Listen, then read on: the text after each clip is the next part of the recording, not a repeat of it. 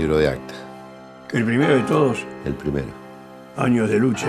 Ha andado por muchos lugares, pero bueno, ahora ha vuelto otra vez. Digamos, es el libro fundacional. Se reúnen en el Salón Teatro Verdi los trabajadores del Estado. Claro. Para dejar constituida una organización. A mí siempre me llamó mucho la atención esto, ¿no? La pobreza de estos compañeros, porque el libro empieza en la página 7. Sí. Dice, las actas empiezan en la página 7, dice, porque este libro prestaba otro servicio. Y si han arrancado las hojas faltantes, queda constancia. Es increíble, es increíble. Esto es poético, ¿eh?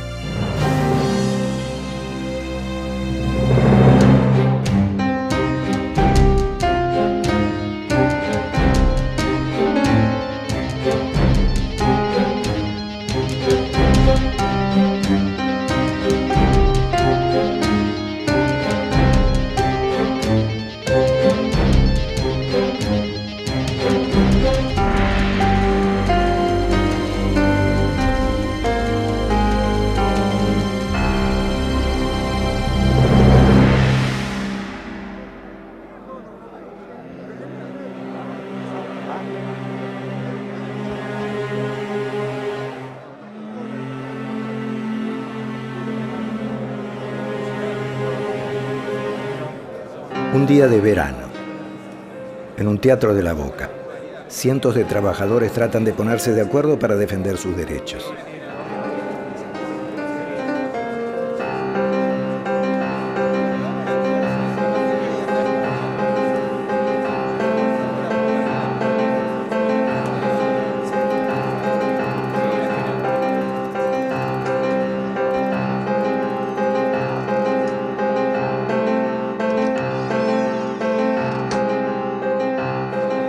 Así eran los trabajadores estatales en 1925.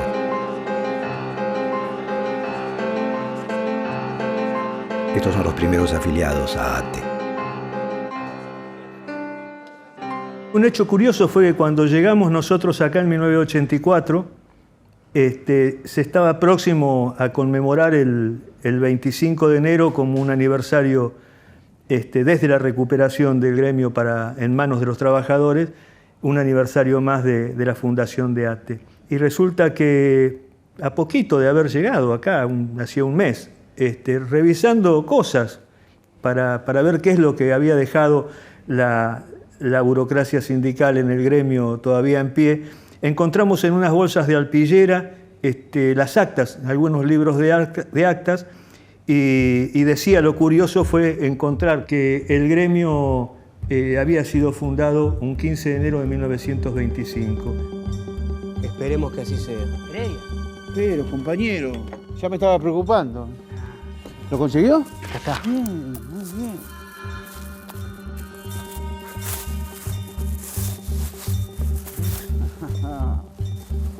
Solo le va a tener que arrancar las primeras páginas, porque con lo que me dio, lo único que pude conseguir fue usado. Buah, no se preocupe. Lo vamos a salvar cuando empecemos a elaborar el acta. Muchísimas gracias. Muchas gracias, compañero. Dígale a Mariño que no se olvide de darme la palabra. Vaya tranquilo. Realmente fue una década brillante para el movimiento obrero, con muchas víctimas también, ¿no?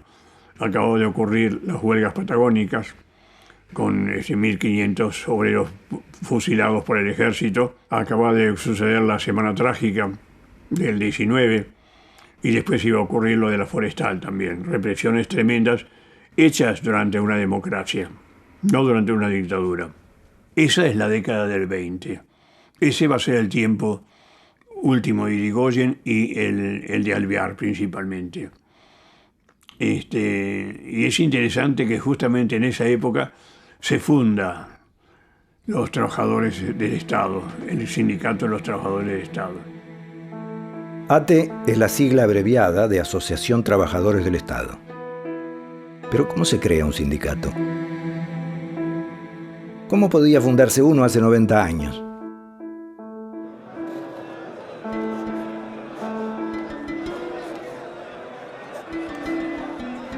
Silencio, compañeros, por favor. Vamos a dar comienzo a la asamblea. ¿Hay algún compañero en la sala que quiera tomar la palabra? Muy bien. El compañero Popovich tiene la palabra. Compañeros, les pido silencio, por favor. Estamos reunidos en este acto porque debemos constituir una organización que reúna a los trabajadores de las fuerzas productivas que dependen del gobierno nacional. Por eso propongo que hoy se funde un sindicato que nos represente a todos. Pero esto debe ser solo el comienzo.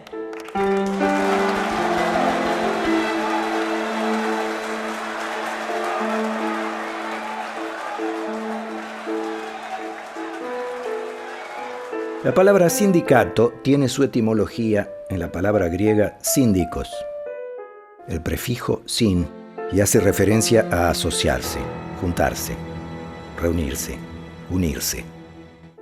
Dikos viene del verbo dikien, que significa hacer justicia. Entonces podemos decir que ATE se funda con una clara intención: hacer justicia defendiendo los derechos de los trabajadores del Estado argentino. Realmente había ocurrido la Revolución Rusa y eso conmovió al mundo. Es decir, movió a los obreros de todos los países a hacer, tal vez no la revolución, pero sí luchar por el mejoramiento de sus condiciones de vida. Hay que reconocer también que había fuerzas realmente de extrema izquierda que pedían otra democracia, ¿no? Y en esos años la valentía, el coraje civil de los que se propusieron a formar un sindicato de los empleados y obreros del Estado. Es importante la elección de su nombre porque ATE respondió a la defensa de los trabajadores estatales, que eran en gran parte de sectores productivos del Estado. ¿Hay algún compañero en la sala que quiera tomar la palabra? Muy bien, compañero, pero diga antes su nombre para aquellos que no lo conozcan, por favor.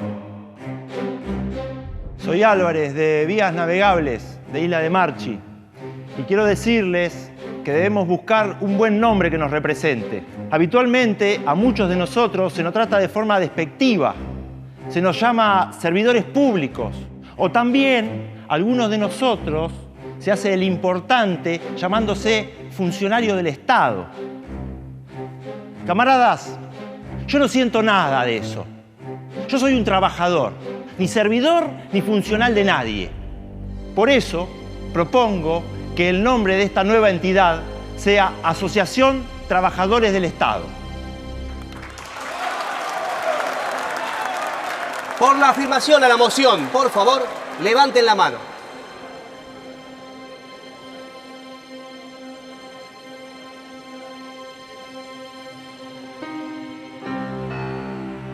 ATE se creó con personas como estas, o como esas también.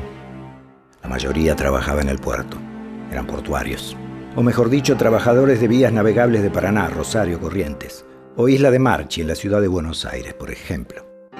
Eran de clases populares, hombres sencillos, y trabajaban así, o así también. Trabajaban horas, muchas horas, 10, 12, hasta 14 horas. La paga no era la mejor. Existía el jornalero, que cobraba por día trabajado, o existían quienes realizaban trabajo a destajo, es decir, se le pagaba por tarea realizada y no por jornal. También había días que eran llamados de economías. Aunque fuera un día hábil y los trabajadores se presentaran a su sector, el funcionario de la repartición, con la excusa de no tener dinero disponible, no los dejaba trabajar y por ende se perdían la paga del día. Y por estos motivos protestaban. Y sí, hacían huelgas, sí. Acá tenemos trabajadores estatales en huelga. Los portuarios, en 1925, en su mayoría anarquistas y socialistas, tenían una fuerte conciencia de clase. En la Argentina es muy importante el movimiento anarquista en aquellos tiempos, parte de los cuales después a través de la Revolución Rusa se dividen, se unen al Partido Comunista y en general también de otros partidos burgueses, pero que en el trabajo luchaban por mejores leyes para el trabajo. Y le cedo la palabra al compañero Heredia. Muchas gracias, compañeros. Compañeros, los atrasos en los pagos y los no pagos de los días de economía son algo que conocemos todos muy bien. Pero no es solo un problema que tenemos acá en Buenos Aires, no. Sin ir más lejos, acá en esta asamblea hoy se encuentran dos compañeros de la Delegación Paraná, dos compañeros integrantes del Ministerio de Obras Públicas y también integrantes del Sindicato de Resistencia Obrera. Si ustedes están de acuerdo, los vamos a invitar a que suban al escenario, a que nos cuenten un poco cómo está la cosa por allá.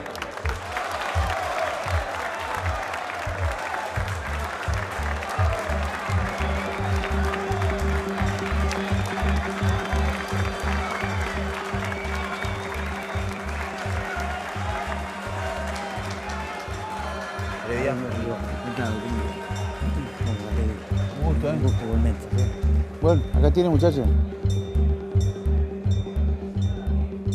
Compañeros, aquí tenemos las credenciales que nos acreditan como representantes del Sindicato de Resistencia Obrera Seccional Paraná. Venimos hasta aquí para sumar nuestro apoyo a la iniciativa de constitución de un nuevo sindicato que nos represente ante una clase política y aristocrática que nos explota a través del propio Estado.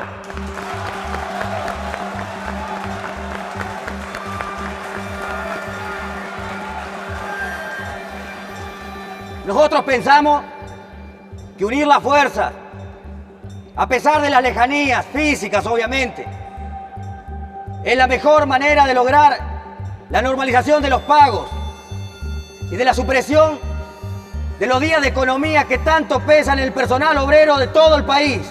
Así que muchas gracias, camaradas.